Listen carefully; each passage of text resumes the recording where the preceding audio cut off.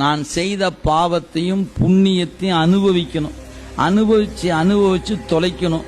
அப்படி அனுபவித்து தொலைக்க எனக்கு ஒரு உண்மை ஒரு நாள் புலப்படும். என்ன உண்மை புலப்படும்?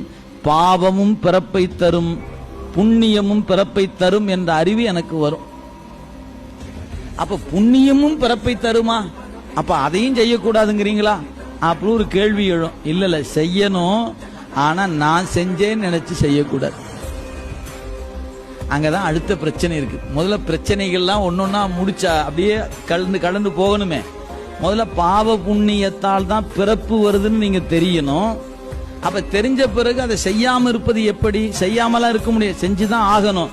ஆனால் அதை செய்கிற பொழுது நான் செய்தேன் என்று நினைச்சீங்கன்னா உங்களுக்கு பிறப்பு வந்துகிட்டே இருக்கும்.